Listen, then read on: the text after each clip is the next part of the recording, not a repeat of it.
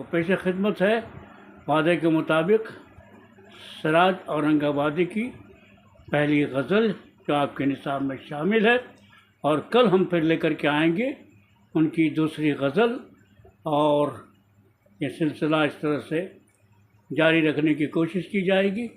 آپ کو کیسا لگ رہا ہے یہ پروگرام؟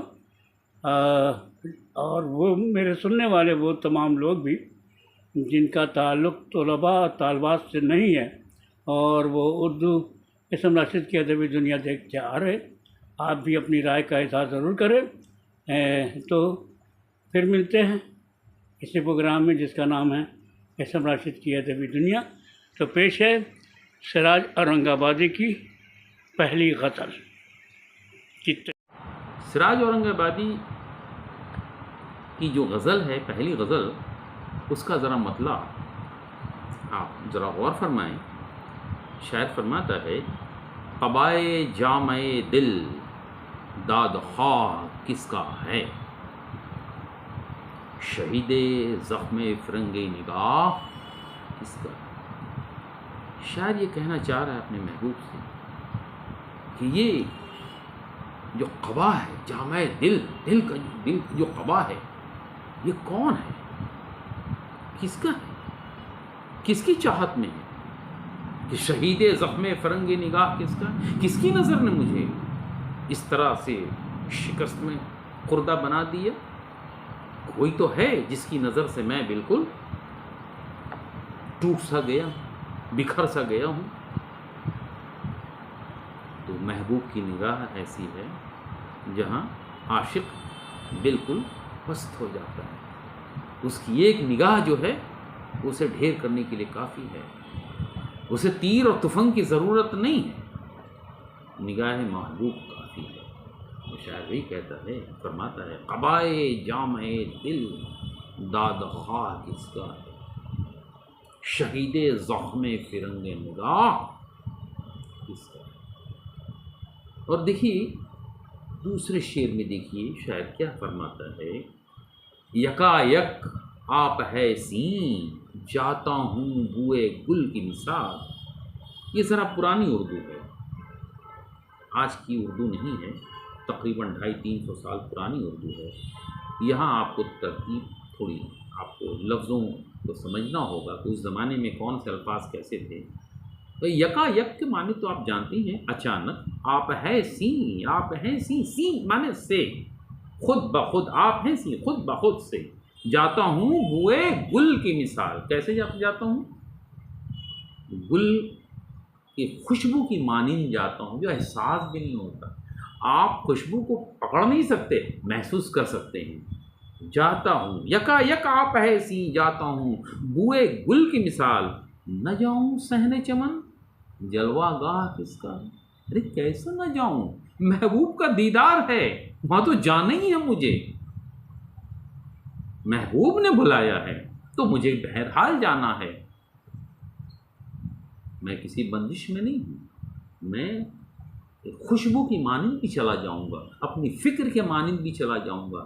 تو شاعر نے بڑی خوبصورتی سے اپنے محبوب سے ملنے کا جو وسیلہ بنایا ہے وہ بڑا خوبصورت ہے۔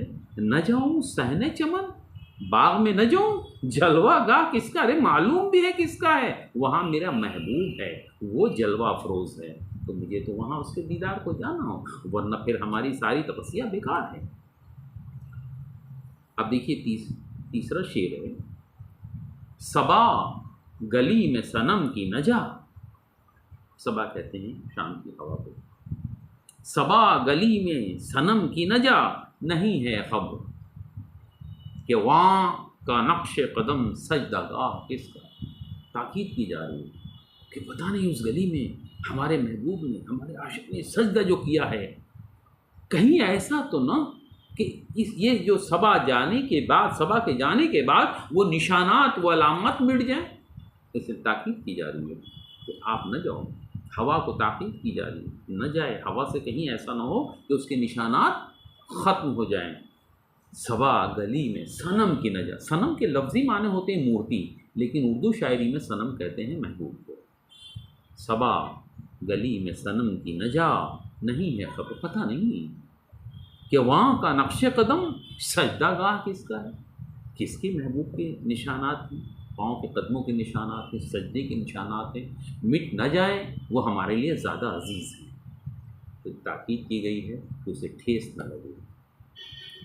اور چوتھا شعر دیکھیں، نیاز و عجز و ادارت یہ سب میری تقصیر کہتے ہیں قصور کو، نیاز و عجز و ادارت یہ سب میری تقصیر، یہ نگاہ تغافل گناہ کس کا۔ حیرت تو ہے، آخر یہ غفلت کیسے ہو گئی، لاپرواہی کیسے ہو گئی، اس کے لیے میں نے اتنا تصور کیا، اتنی توجہ دی، اور اخیر میں آ کر تھوڑی سی میری غفلت سے سارے بنے بنائے کھیل پر پانی پھر گیا۔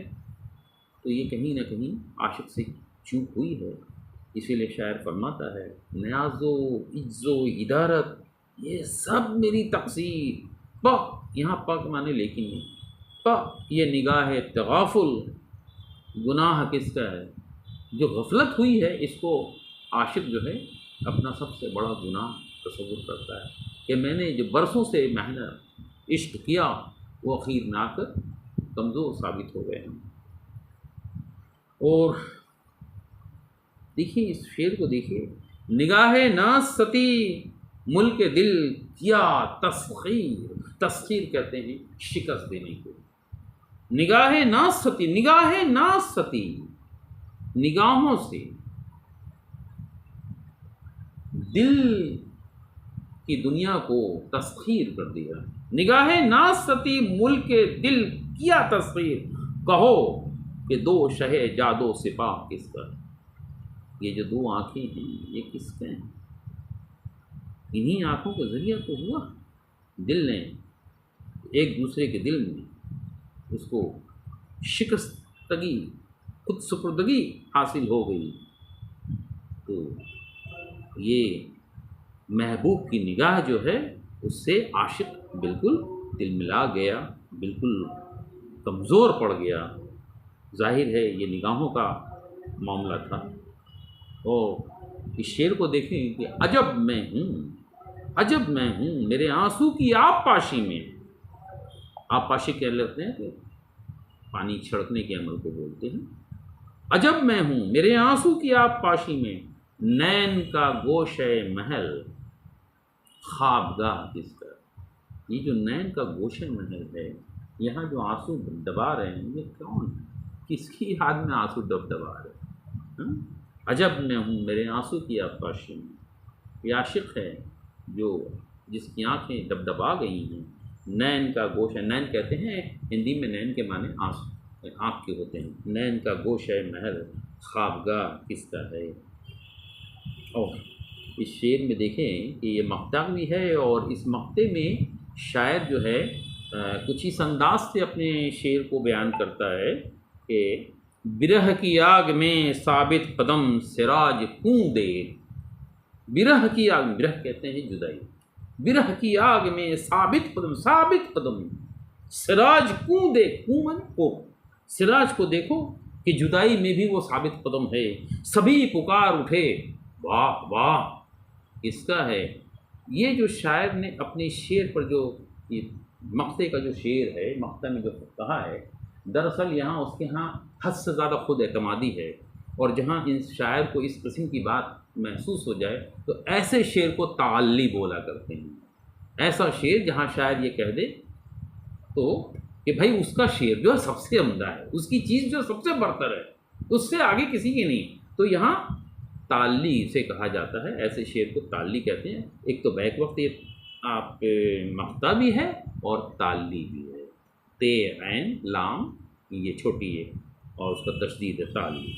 تو برہ کی آگ میں ثابت قدم سراج کوں دیکھ، فرما رہے ہیں کہ دیکھو سراج کو دیکھو، مجھے دیکھو، سبھی پکار اٹھے واہ واہ کس کا ہے۔ اچھا یہ دیکھیے واہ واہ کس کا ہے، انورٹڈ کاماز میں، اس سے یہ مطلب ہوتا ہے کہ یہ جو ٹکڑا ہے واہ واہ کس کا ہے، یہ سراج کا ٹکڑا نہیں، یہ کسی اور شاعر کا ٹکڑا ہے جو یہاں ضم ہو گیا ہے، جو یہاں اس کے مناسبت سے آ گیا ہے، اسی لیے کہیں سرقے کا گمان نہ ہو جائے، کہیں چوری کا الزام نہ آ جائے، اسی لیے یہ گنجائش رکھی گئی ہے کہ جو ٹکڑا کہیں سے لیا جائے اس کو انورٹڈ کاماز میں گھیر کے رکھ دیا جائے تاکہ سمجھ میں آئے۔ تو سبھی پکار اٹھے، واہ واہ کس کا ہے؟ تو گویا یہاں تعلیق کا گمان ہے اور شاعر کو اپنی شاعری پہ اس سے زیادہ نہ ہو جائے۔ لیکن یہ جو پہلی غزل آپ کے سامنے پیش کی ہے، دراصل یہ محبوب حقیقی کی شاعری کیا ہے؟ شاعری دو طرح سے ہوتی ہے، ایک محبوب حقیقی ہے جو صرف خدائے برتر کے لیے ہے، اس کی نگاہ سے ہم پوری دنیا کو دیکھ رہے ہیں، وہ چیز دیکھ رہا ہے، اس سے برتر کوئی چیز نہیں ہے۔ اور ایک ہے محبوب مجازی ہے جو دنیا میں ہم کسی چیز سے بھی دل لگا لیتے ہیں، اپنے ماں باپ سے لگاتے ہیں، اپنے وطن سے لگاتے ہیں، اپنے بال بچوں سے لگا لیتے ہیں، اپنے محبوب سے لگا لیتے ہیں، یہ دنیاوی معاملات ہیں۔ لیکن جو واحد ہے خدا کی شان میں جو ہوتی ہے محبوب حقیقی، اس کی بات الگ ہے۔ دوسری اہم بات مجھے یہ بتانی ہے کہ غزل کے جو شعر میں الفاظ آتے ہیں وہ دو طرح سے آتے ہیں، ایک مجازی معنی لیے جاتے ہیں اور ایک جو ہے لفظی اور ایک معنوی معنی۔ تو لفظی معنوں کی غزل میں وہ اہمیت نہیں ہوتی جو معنوی معنوں کی ہوتی ہے۔ تو معنوی معنوں میں کیا ہے، غزل کی جو اس کی جو زبان ہے بہت وسیع ہے، اس کو سمجھنا پڑتا ہے، اسی پیرائے میں رہ کے سمجھنا پڑتا ہے۔ اگر اس کی معنی آپ ڈھونڈیں گے، مثال کے طور پر میر نے ایک شعر کہا تھا، پتا پتا بوٹا بوٹا حال ہمارا جانی ہے، پتا پتا بوٹا بوٹا حال ہمارا جانی ہے، جانے نہ جانے گل ہی نہ جانے باغ تو سارا جانے ہے۔ اب یہاں لفظی معنوں میں ڈھونڈیں گے تو پتا کے معنی کیا ہیں؟ پتا کے معنی تو پتا ہے۔ گل کے معنی کیا ہیں؟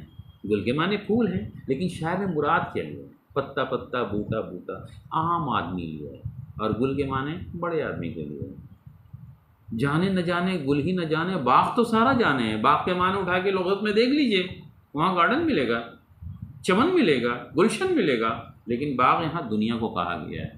تو یہاں لفظی معنی جو ہے، یہ لفظی معنی کی اتنی اہمیت نہیں ہے جتنی کہ معنوی معنی۔ غزل کی یہی سب سے بڑی خوبی ہے کہ وہ بہت کامیاب اور کامران ہوتی ہے اور سبھوں کے دلوں کو چھو لیتی ہے۔ تو میر سے بڑا تو غزل کا شاعر کوئی نہیں، اس کے بعد اگر کوئی آتے تو غالب آتے ہیں، اور بھی بہت سارے شعراء کرام ہیں۔ تو بہرحال یہ سراج اورنگ آبادی جو ہیں، ان کا یہ میں نے کلام آپ کے سامنے پڑھا جس میں کل 7 اشعار ہیں، مطلع سے لے کے مقطع تک۔ امید ہے آپ کو آپ کے کام یہ چیزیں آئیں گی۔ بہت بہت شکریہ۔ نظم راشد کی ادبی دنیا میں 10ویں جماعت کے طلباء و طالبات کے نصاب سے، اردو نصاب سے پہلی غزل سراج اورنگ آبادی کی تشریح سن رہے تھے۔ تو پھر ملتے ہیں کل اسی پروگرام میں ان کی دوسری غزل کی تشریح کے ساتھ۔ تو اجازت دیجیے، پھر ملتے ہیں آپ کی اس پروگرام میں جس کا نام ہے احسن راشد کی ادبی دنیا۔ اللہ حافظ۔